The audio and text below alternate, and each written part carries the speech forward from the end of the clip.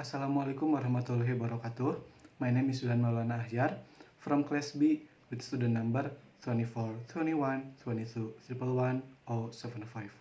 Here, I wanna explain about speech mechanism. The reason why I choose this theory because it relates to understanding how the body produces sounds that allow humans to speak or communicate with each other. It helps in good and clear pronunciation as well as improving communication skills in learning English. Speech mechanism is a process that involves various organs of the body working together to produce sounds or speech. In order for a person to produce a sound, he needs four fundamental elements. First, the lungs, second, the resonators, third, the vocal fold, and the last is the articulators. Let's talk about the lungs first. The lungs are a source of airflow, which is an absolute requirement for the occurrence of language sounds. But it should be noted that language sounds can be produced with air current coming from outside the lungs. The lungs are in the form of a soft and spongy mass with function like a pump that can take in air and push it out as well.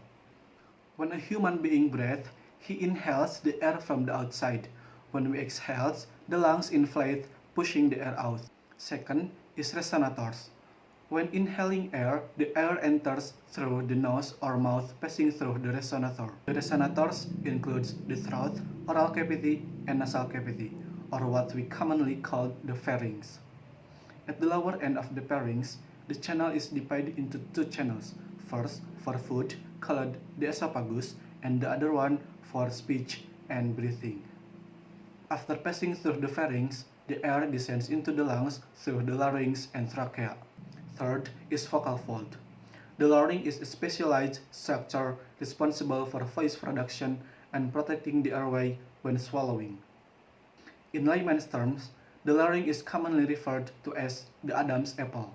At the end of the larynx, there are vocal cords.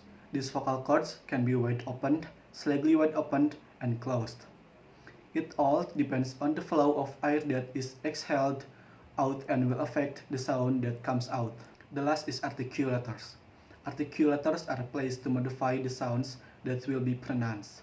Articulators include the tongue, teeth, lips, and palate. The first function of the tongue is as a tool of speech. Without a tongue, human cannot speak perfectly. The tongue is divided into four parts: the tip of the tongue left, the back of the tongue, and the root of the tongue. The tongue is one of the active articulators because it is always moving. Next, the teeth. With the upper teeth acting as passive articulators and the lower teeth being active articulators. Last is the soft palate. This part can rise and fall to regulate the flow of air out and in through the nasal cavity or oral cavity. The uvula will close to the pharyngeal wall if the airflow comes out through the oral cavity, and will move away from the pharyngeal wall if the airflow comes out through the nasal cavity. The sound that comes out through the nasal cavity is called nasal sound, and the sound that comes out through the oral cavity is called oral sound. When we become English teachers, understanding and applying this theory will certainly help us in controlling our voices and maintaining our tone of voice, so we can teach or convey material clearly. I think that's all from me. Sorry for any mistake. Wassalamualaikum warahmatullahi wabarakatuh.